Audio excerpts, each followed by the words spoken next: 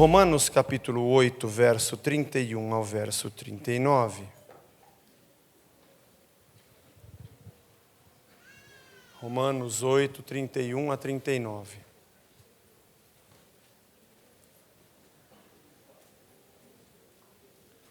Que diremos, pois, à vista destas coisas? Se Deus é por nós, quem será contra nós? Aquele que não poupou o seu próprio filho, antes, por todos nós o entregou, porventura, não nos dará graciosamente com ele todas as coisas? Quem intentará acusação contra os eleitos de Deus? É Deus quem os justifica. Quem os condenará?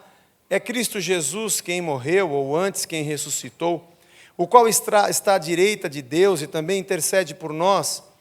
Quem nos separará do amor de Cristo? Será tribulação, ou angústia, ou perseguição, ou fome, ou nudez, ou perigo, ou espada? Como está escrito, por amor de ti somos entregues à morte o dia todo, fomos considerados como ovelhas para o matadouro. Em todas estas coisas, porém, somos mais que vencedores por meio daquele que nos amou.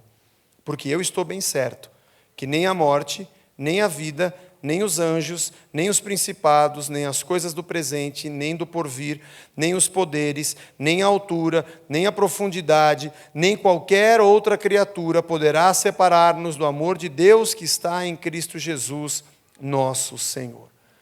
Pai, nos abençoa, fala ao nosso coração.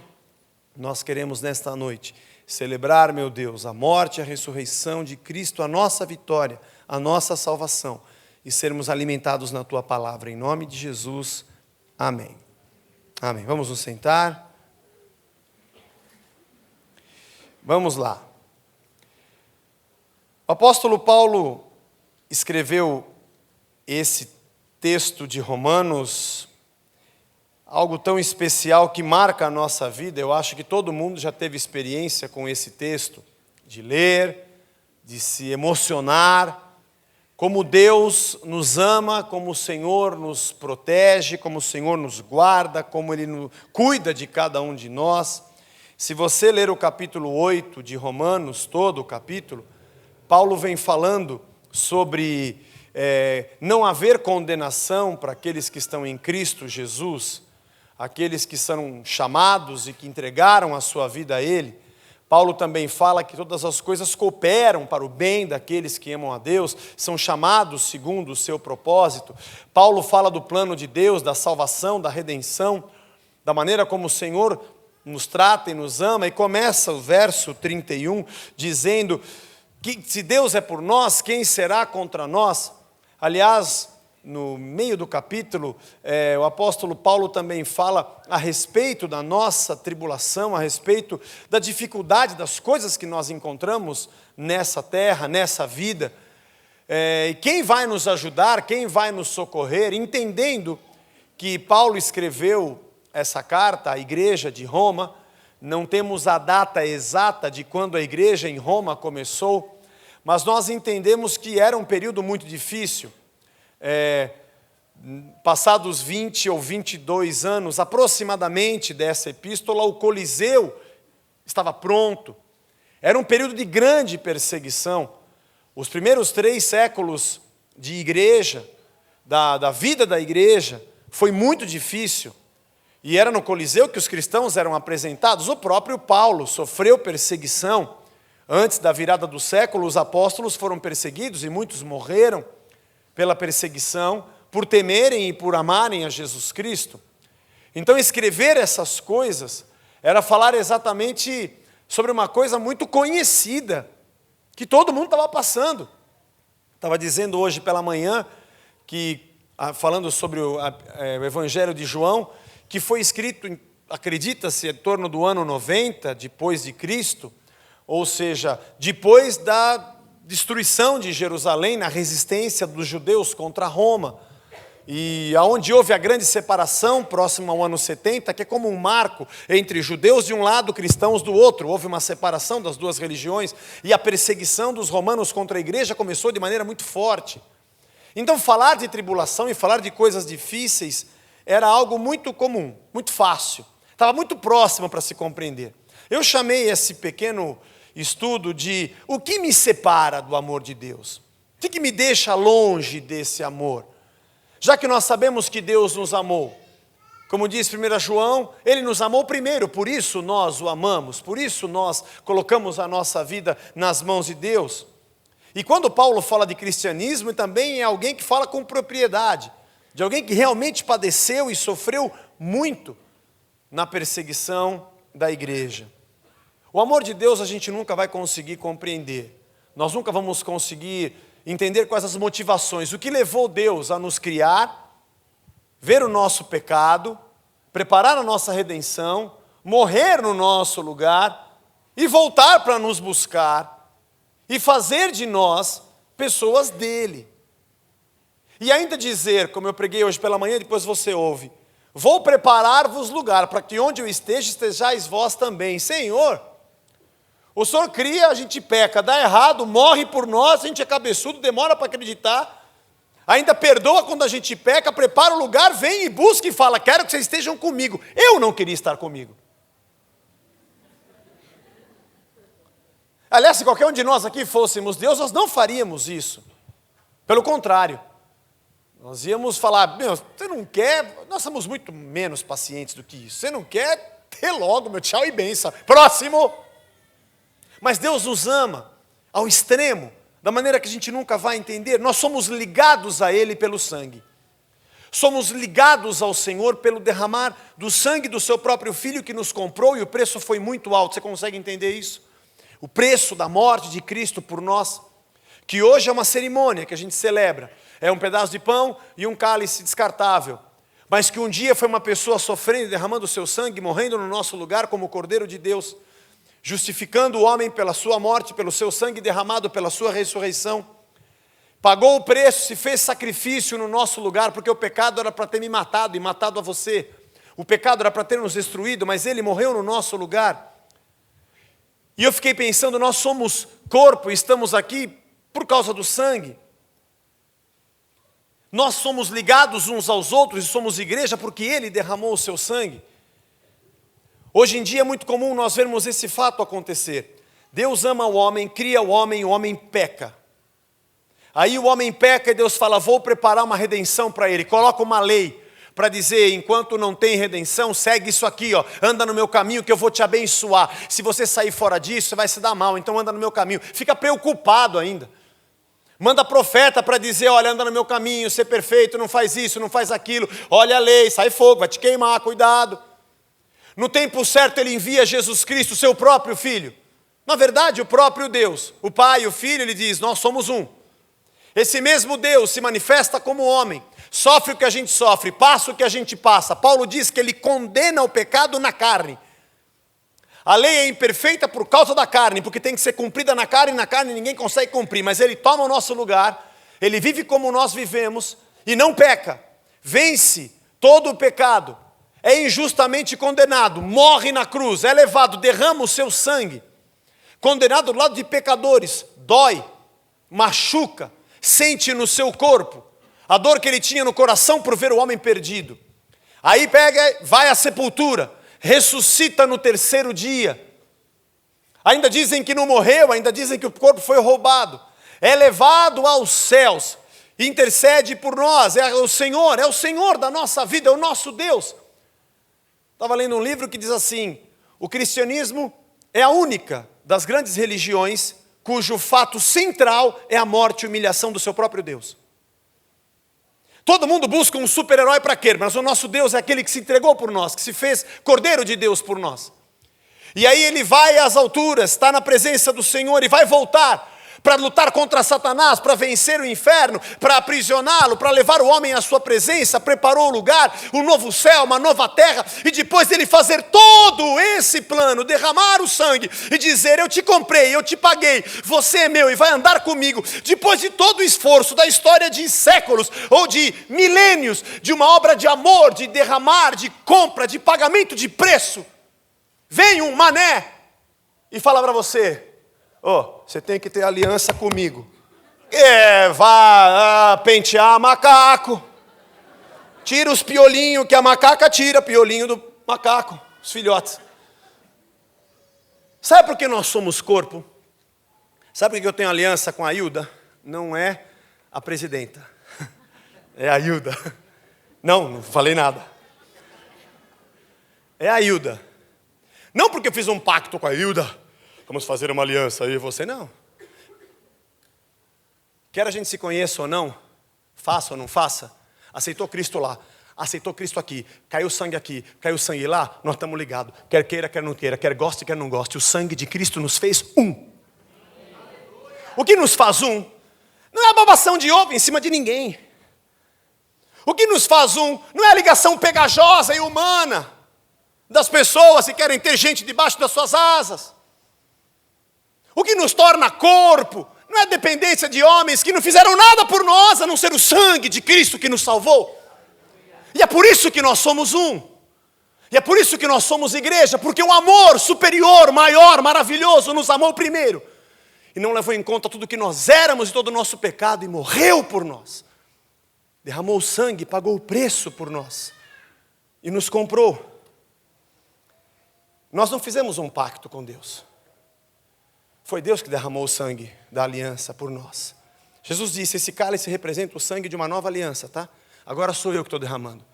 Você não vai ter que entrar lá no teu aprisco, nem pegar a tua ovelha, nem o teu animal, nem escolher um deles, ir lá e matar e derramar o sangue. Acabou, você não fez, eu fiz por você.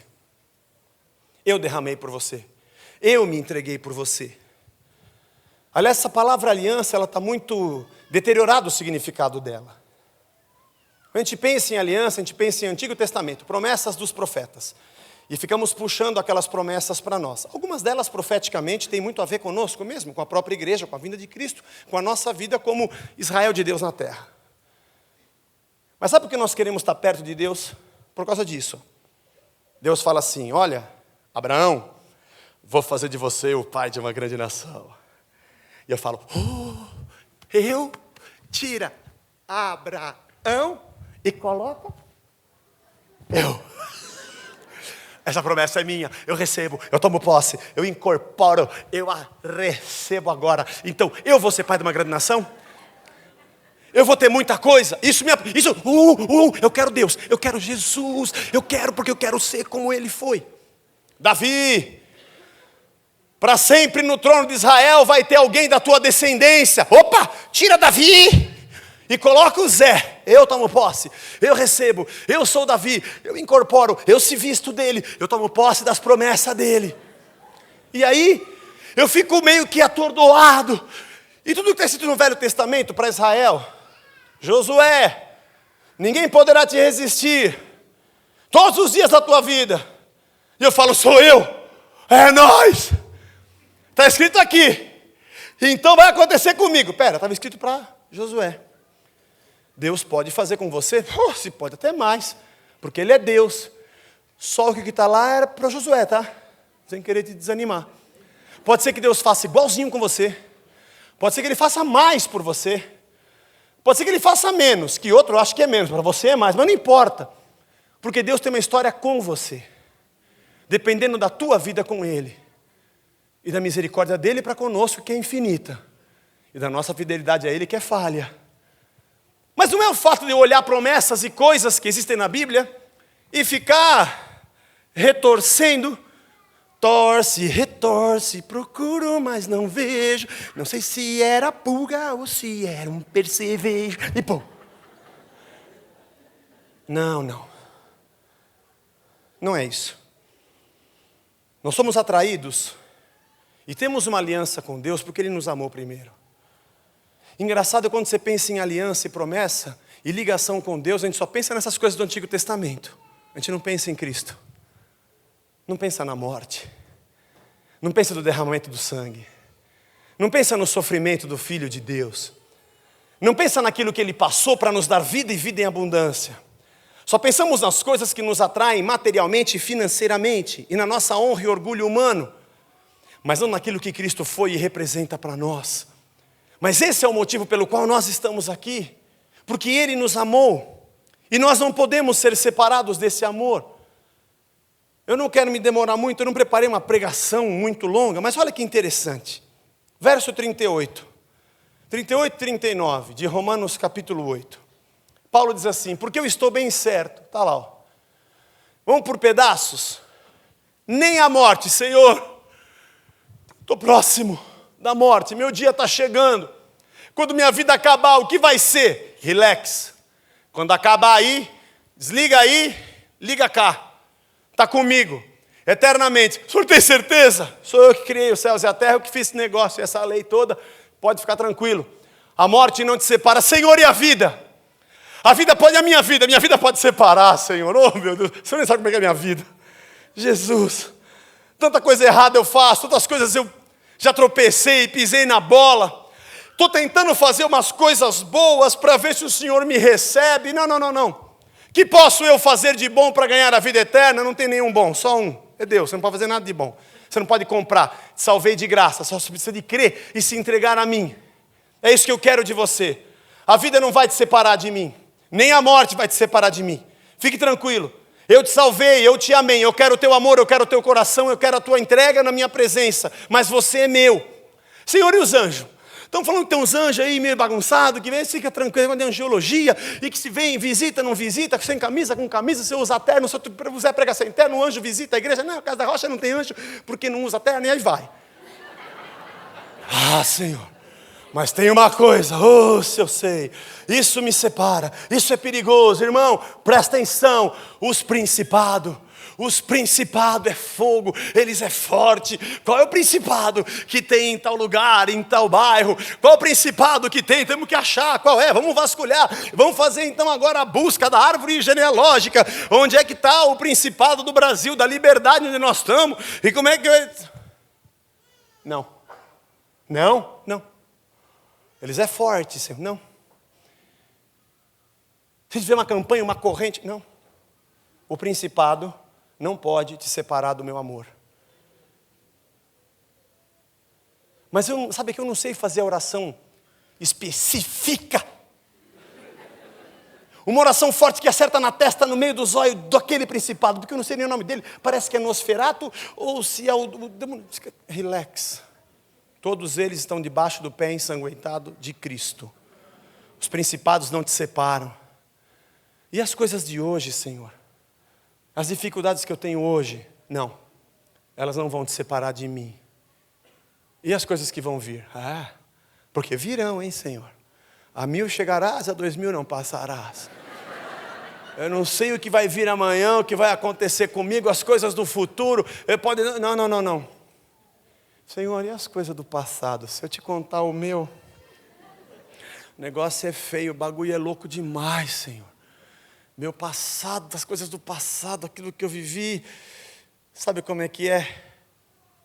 Eu lancei nas profundezas, diz o Senhor. E quando você se arrependeu dos teus pecados, eu não me lembro mais. Eles não vão te separar de mim. E os poderes, Senhor? Os poderes que tem nessa terra, as forças, as flechas que passam sobre a nossa cabeça, e os trabalhos que preparam. Esse trabalho que eles fazem não tem feriado, é trabalho o tempo inteiro. Não tem, trabalho espiritual não tem feriado. Então eles vão me separar? Não. A altura? Não. Eu tenho que ir no vale, eu tenho que ir no monte. Não, vai chegar o dia que nem no vale, nem no monte, nem naquele monte, nem no outro monte. Deus está procurando adoradores em espírito e em verdade. Esquece o monte. E a profundidade? Estou lá no fundo. O senhor ouve assim? Ouço, não separa. E outra criatura? Seres extraterrestres. Criaturas que aparecem. Eu vi um filme, Senhor, você não acredita. O senhor viu? Deus não entra no cinema, não deve ter visto. Quando eu era adolescente, uma vez na igreja eu ouvi isso. Quando você vai no cinema, tinha o Cine Anchieta, lá na Silva Bueno. Agora não existe mais, é Lojas Marisa, sei lá. E eu não lembro quem que era a pessoa que estava ministrando e pregando para os adolescentes. Falou assim, quando você vai no cinema, você entra, mas Jesus fica na porta. E é engraçado que minha cabeça só funciona compartimentada. Eu quero explicação para tudo. Eu acho que é o jeito de cada um, né? Cada um tem o seu transtorno obsessivo, compulsivo. E o meu é compulsório, eu tenho dívida paga. Bom, aí o que aconteceu? Eu ficava, e lá tinha assim, quando você entrava, quem foi no Cine Anchieta, você entrava, logo tinha bilheteria do lado esquerdo, depois você entrava, tinha um balcãozinho assim, que vendia bala, não sei o que, do lado direito, subia umas escadinhas, tinha um outro patamar, com corrimão assim, um outro, ficava lá o lanterninho, o pessoal dando... E eu pensava, ele fica onde? Será que ele fica na bilheteria? Ele fica na calçada? Ou ele fica junto com o pessoal da bala? Roda, roda, roda o baleiro, atenção, quando o baleiro parar, põe a mão, pega a bala mais gostosa do planeta, não deixe que a sorte se intrometa, bala de leite kids, quando o baleiro para. Será que ele fica no baleiro? Ou ele fica junto com o cara que fica ali, porque Jesus está na porta com ele, corta aí, corta aí, corta aí. Ele fica na porta. O que me separa? Quando o sangue de Cristo foi derramado, e Ele te comprou com preço, nenhuma outra criatura e nada pode nos separar do amor de Deus que está em Cristo. Porque isso é graça, não foi a minha escolha. Eu posso negá-lo e dizer, não quero mais Jesus na minha vida. Mas você não pode negar uma outra coisa, a existência desse amor por cada um de nós. Isso você não pode negar. A existência do derramar desse sangue que nos comprou e nos fez um. E da parte de Deus está tudo tão certo, tudo tão maravilhoso. Senhor, então nada me separa. Essas coisas que eu estou vendo, as coisas do passado, as coisas do porvir, não vão. Os poderes, não, nem altura, nem profundidade. As minhas dificuldades, a minha falta de dinheiro. O dia que eu tropeço e peco, não, nada vai te separar. Eu não pude ir na igreja, relax. Eu não fui até o fim da campanha, eu quebrei a corrente, tem maldição. Não, fica tranquilo. Nem eu pude ir na corrente, também não vou, eu fui em outro lugar.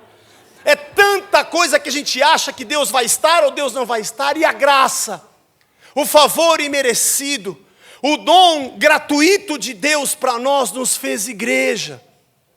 O amor de Deus nos tornou salvos. Nos fez ligados como sangue, pelo sangue. E se nós perguntarmos, Senhor, o que me separa do teu amor? A resposta desse texto, que eu não li inteiro de propósito, Paulo diz, da parte de Deus, nada. Deus dizendo assim, da minha parte, nada.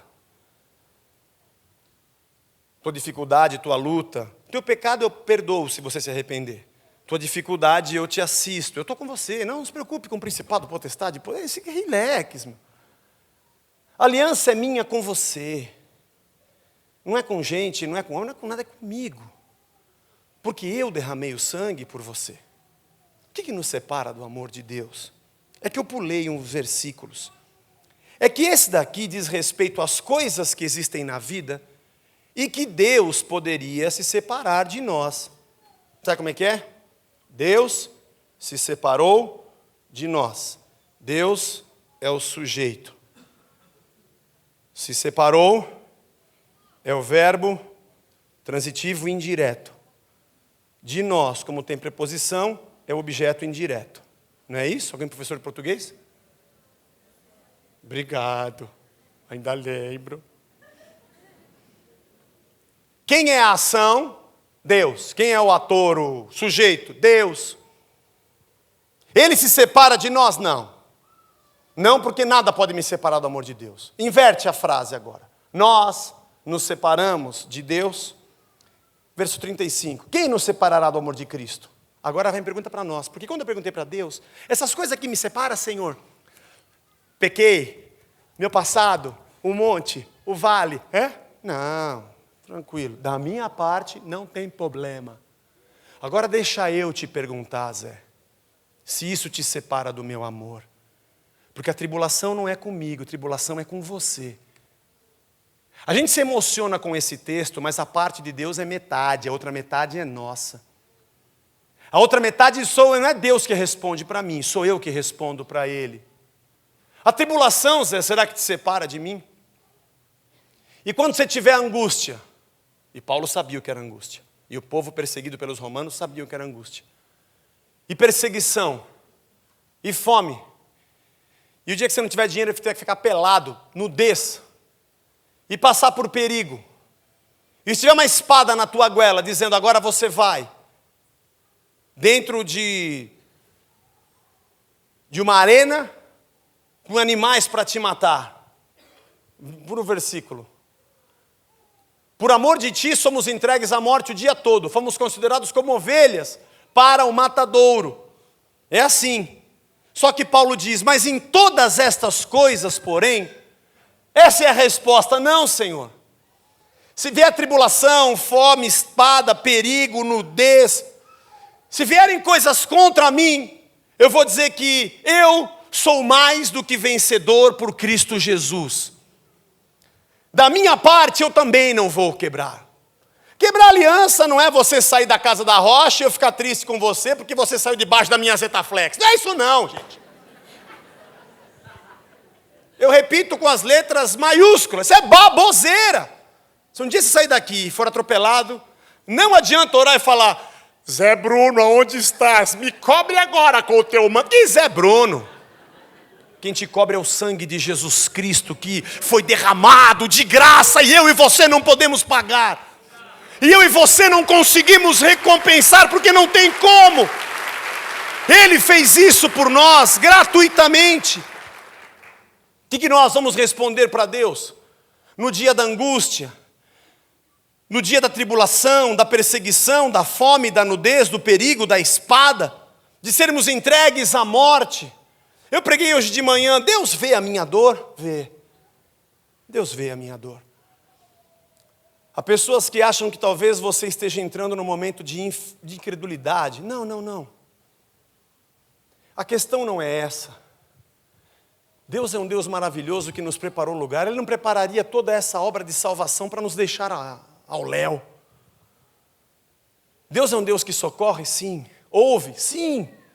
Atende? Lógico. Faz sinais? Sim. Cura? Claro. Opera maravilhas? Sem dúvida.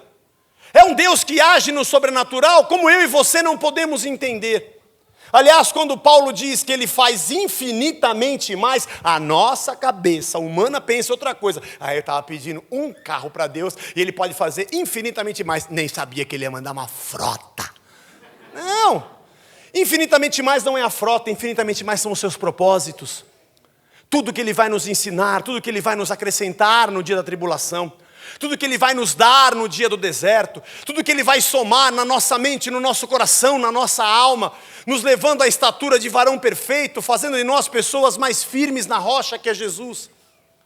Crentes de verdade naquilo que Ele pode realizar, mas com a vida derramada na sua presença, porque eu vou te dizer, fome, perigo, espada, nudez, perseguição, angústia, tribulação, são coisas que nós vivemos. E não significa que Deus não nos ama, nem que Ele não nos atende, mas significa que Ele preparou para nós aquilo que Paulo declara, nós somos mais do que vencedores. E a palavra mais do que não existe no grego. A palavra vencedores, na verdade, ela significa um vencedor que venceu outros vencedores. Nós traduzimos como mais do que vencedores.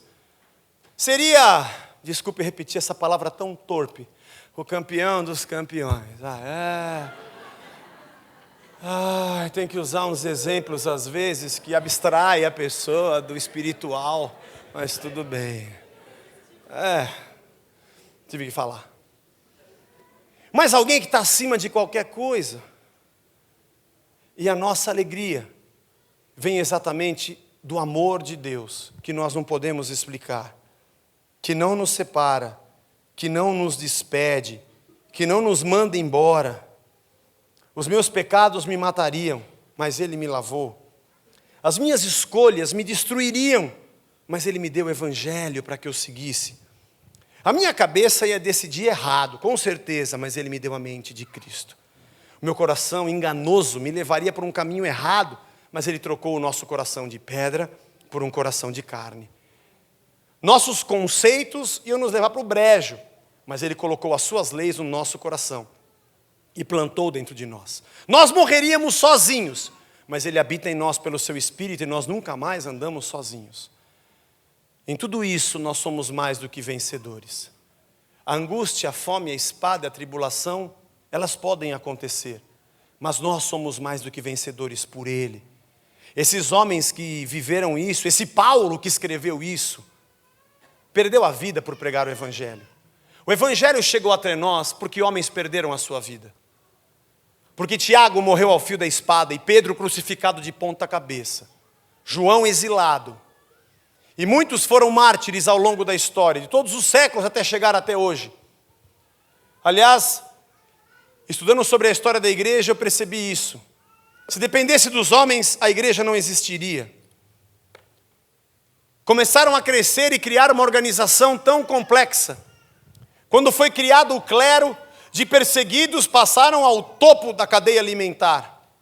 Ricos com o império pagando tudo, com suas vestes, com o seu ouro.